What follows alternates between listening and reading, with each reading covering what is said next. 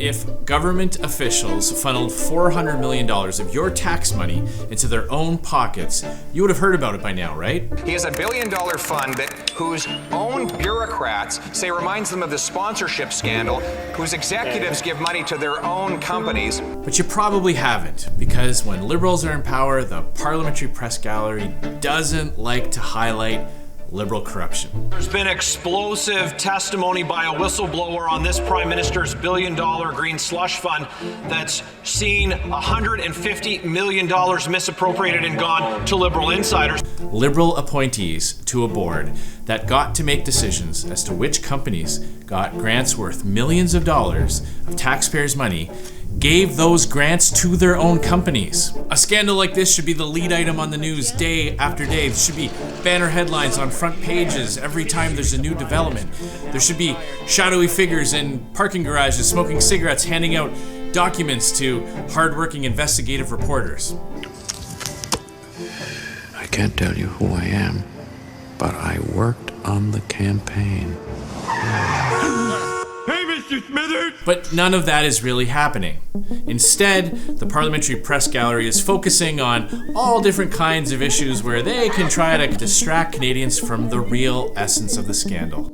It's the headline everywhere. Prince Charles, before he was king, shrieking at seeing shrink wrap, or plastic wrap as we call it, for the first time. So instead of letting the mainstream media confuse and distract, let's get right into the essence of this scandal. The findings that were the findings used to suspend SDTC were known to the federal government all the way back in May of 2023. There's a fund called Sustainable Development Technology Canada, and it's supposed to give grants to companies who have legitimate, innovative ideas to improve Canada's environmental record. Now, SDTC is a huge organization funded by the government to the tune of $1 billion in tax money. The Liberals appointed their friends to the board. That board gets to decide who gets the cash. And what did they do when those Liberal insiders sat around the table? They started handing out money to their own companies. $400 million of your money went not to improve environmental outcomes, but to line the pockets of Liberal insiders. $334 million over 186 cases to projects in which board members held a conflict of interest. That means they benefited from the decision, and they were the ones who made the decision. $58 million to 10 projects that weren't even eligible and couldn't even demonstrate any environmental benefit at all or any development of green technology. The Ethics Commissioner found that the chair of this board, this Liberal appointee, broke the law when she funneled money into her own company. After 9 years, the Trudeau Liberals aren't even trying to be creative in their corruption. There was a giant pile of money, which is why we call it a slush fund. And the Liberals on the board that got to make the decision as to who got the money gave it to themselves. This is so blatant, it got caught the first time the fund was audited. If this storyline were part of a movie or a television series, it probably would get rejected due to lazy and bad writing. How do we know this? It's because a brave whistleblower testified at committee and blew the lid wide open on this gross corruption scandal. Here's what the whistleblower said. It should never have taken 2 years for the issues to reach this point, and what should have been a straightforward process turned into a bureaucratic nightmare that allowed SDTC to continue wasting millions of dollars and abusing countless employees over the last year. Now, if you were in government, you might think, well, hey, let's hold the lawbreakers to account. Let's let the truth come out, and let's let the RCMP charge those who knowingly stuffed their own pockets with your cash. But instead, what are the Liberals doing? They're fighting this tooth and nail. They're actually paralyzing Parliament to keep these documents hidden.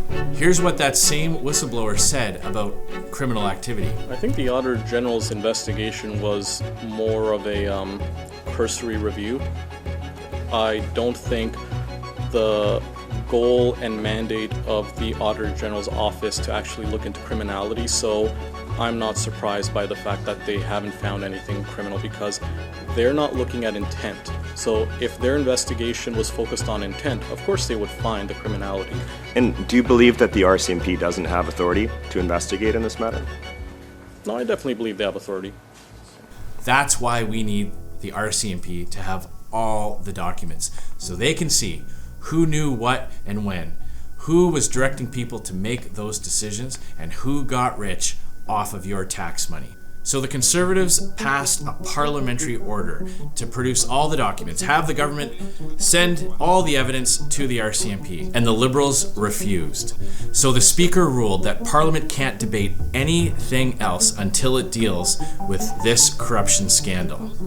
If they're willing to pay the political price for seizing up Parliament, grinding it to a halt, the only conclusion possible is that there must be something so bad in these documents, evidence so damning, that they are willing to pay the political price for grinding Parliament to a halt and cancelling part of the parliamentary session. But Conservatives aren't going to let them run away from the scandal. We're going to continue to fight on behalf of you, the taxpayers. We want the lawbreakers held to account, and we want to get your money back. Once again, thanks for watching.